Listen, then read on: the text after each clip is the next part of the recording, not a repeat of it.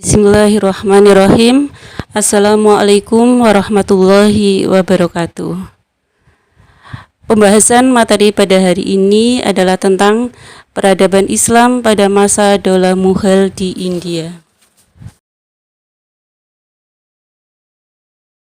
Peta konsep yang akan kita bahas dalam materi peradaban Islam pada masa Daulah Mughal di India ada 4. Yang pertama yang akan kita bahas adalah sejarah lahirnya Daulah Mughal. Kedua, strategi dan kebijakan Daulah Mughal. Ketiga, kemajuan peradaban Islam pada masa Daulah Mughal. Keempat, kemunduran peradaban Islam Daulah Mughal. Kita bahas peta konsep yang pertama, sejarah lahirnya Daulah Mughal.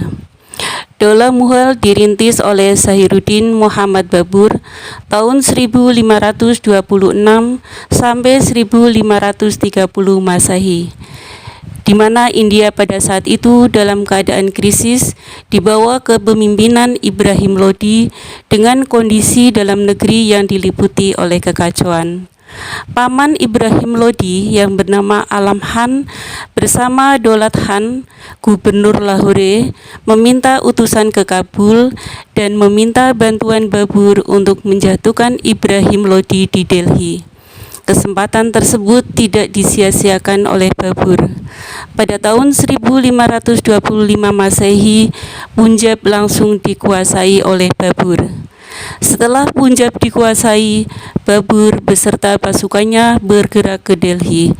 Ibrahim Lodi akhirnya berhasil dikalahkan dan meninggal dunia beserta ribuan tentaranya dalam pertempuran dahsyat di Panipat pada tanggal 21 April 1526 Masehi. Babur tampil sebagai pemenang dan kemudian menegakkan pemerintahannya di Delhi dengan nama Daulah Mughal. Kita lanjut ke peta konsep yang kedua, strategi dan kebijakan Daulah Mughal. Yang pertama, pada masa pemerintahan Zahiruddin Muhammad Babur tahun 1526 sampai 1530 Masehi. Zahiruddin merupakan penguasa pertama sekaligus pendiri Daulah Mughal. Pada awal kepemimpinannya, Babur masih menghadapi ancaman pihak-pihak musuh, utamanya dari kalangan Hindu yang dari awal tidak suka terhadap berdirinya Daulah Mughal. Pada pertempuran di dekat Gogra, Babur dapat mengakhiri perlawanan Lodi pada tahun 1529 Masehi. Zahiruddin Muhammad Babur menguasai wilayah yang sangat luas berbatasan dengan Kekaisaran Ming di timur atau Tiongkok dan Daulah Safawiyah di barat atau Persia. Zahiruddin Muhammad Babur tutup usia pada tahun 1530 Masehi. 2. Strategi dan kebijakan Daulah Mughal pada masa pemerintahan Humayun tahun 1530 sampai 1556 Masehi. Humayun memimpin kurang lebih 26 tahun. Daulah Mughal di bawah kepemimpinannya Humayun masih banyak mendapatkan tantangan, di antaranya dari Bahadur Shah, penguasa Gujarat yang berusaha untuk memisahkan diri dari kekuasaan Mughal. Pada tahun 1450 Masehi, Humayun berhasil dikalahkan oleh Sirhan dari Afghanistan dan melarikan diri ke Persia yang saat itu dipimpin oleh Tahmas, penguasa Daulah Safawi. Setelah 15 tahun, Humayun kembali ke India, kemudian menyusun kekuatan di pengasingan dan berhasil ditegakkan kembali di Delhi pada tahun 1555 Masehi setelah mengalahkan kekuatan Shekhar Shah. Pada tahun 1556 Masehi, Humayun meninggal dunia setelah setahun sebelumnya berhasil mengembalikan kejayaan Daulah Mughal. 3. Strategi dan kebijakan Daulah Mughal pada masa pemerintahan Jalaluddin Muhammad Akbar tahun 1556 sampai 1600 Masehi. Menjadi raja terbesar Daulah Mughal di India, pada masanya dikenal sebagai masa kebangkitan dan kejayaan Mughal sebagai daulah Islamiyah terbesar di India. Karena usia yang masih sangat belia, Akbar mempercayakan urusan pemerintahannya kepada Bairam Khan. Setelah dewasa, Akbar mengambil alih wewenang pemerintahannya dari Bairam Khan yang sudah memiliki pengaruh kuat di Mughal. Wilayah kekuasaan Mughal sangat luas yang meliputi Jundar, Hon, Chittor, Ranthambore, Kalinjar, Gujarat, Surat, Bihar, Bengal, Kashmir, Orissa, Deccan, Kawilgah, Narhala, Ahmadnagar, dan Asirgah. Semua wilayah dapat dikendalikan dalam satu pemerintahan militeristik. Keberhasilan pemerintahan yang lebih bercorak militeristik menjadikan Mughal menjadi sebuah daulah yang sangat besar. Kabul dan Kandahar sebagai dua pintu gerbang kota India berhasil dikuasai oleh pemerintahan Mughal. Kebijakan Akbar mempersatukan berbagai etnis untuk membangun daulahnya, membuahkan peradaban yang lebih maju di India. Akbar meninggal dunia di Agra pada tanggal 16 Oktober tahun 1605 Masehi.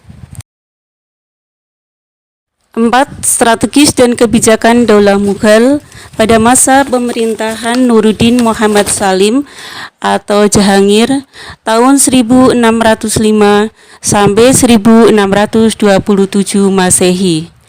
Kepemimpinan Jahangir menjadi lebih kuat karena didukung oleh kekuatan militer yang besar. Pada masa kepemimpinannya, Jahangir berhasil menundukkan Bengala tahun 1612 Masehi, Mewar tahun 1613 Masehi, dan Kangra tahun 1615 Masehi.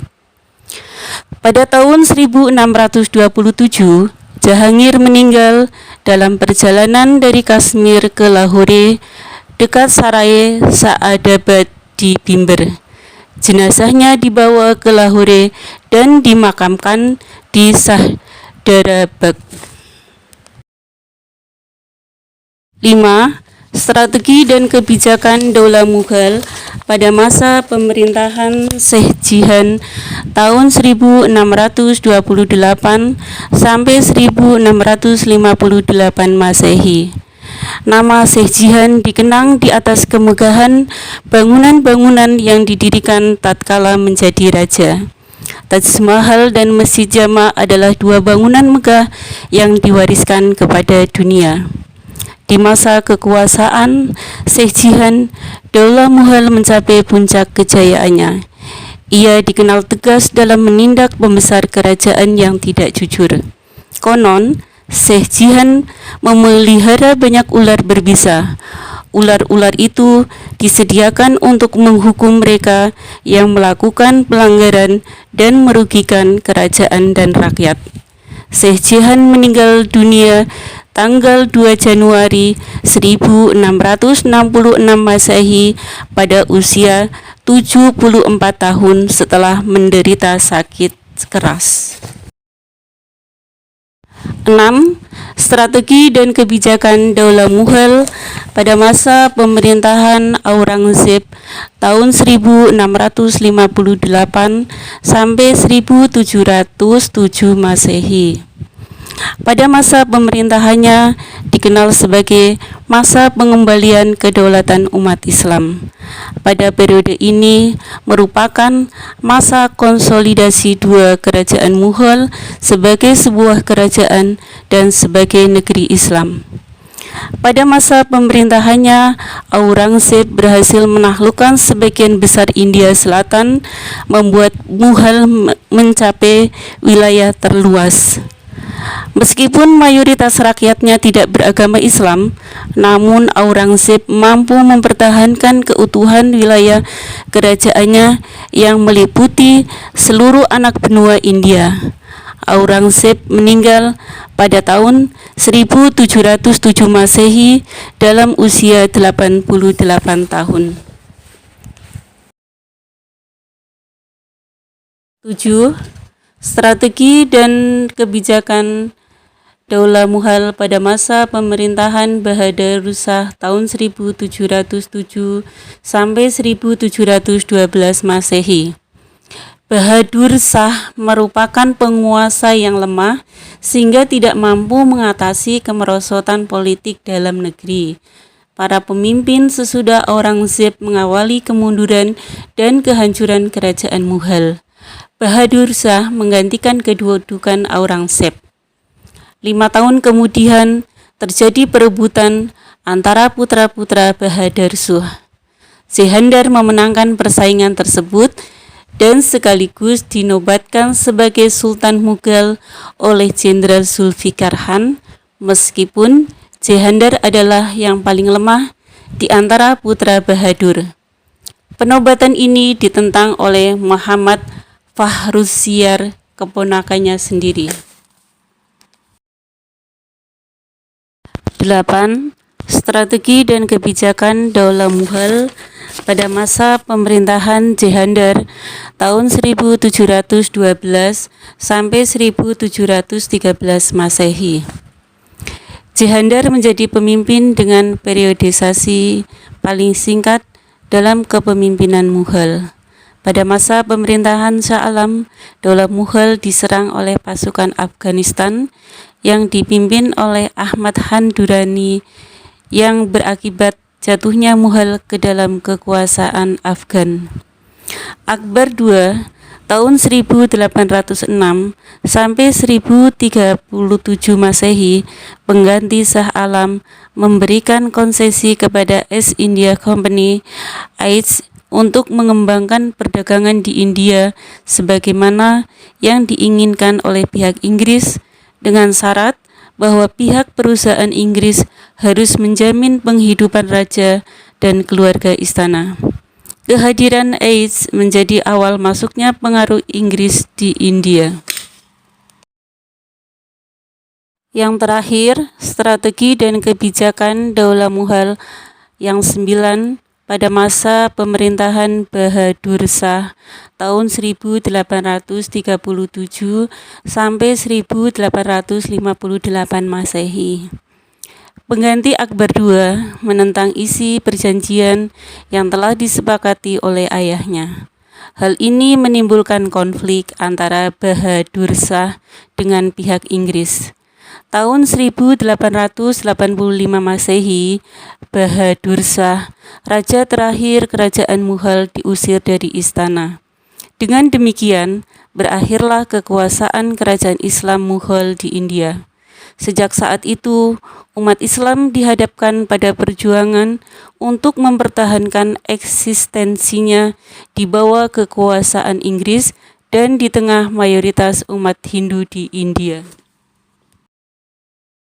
Setelah pembahasan pertemuan pada hari ini tentang perkembangan Islam pada masa Daulah Mughal di India, marilah kita akhiri dengan membaca Alhamdulillahirobbil alamin.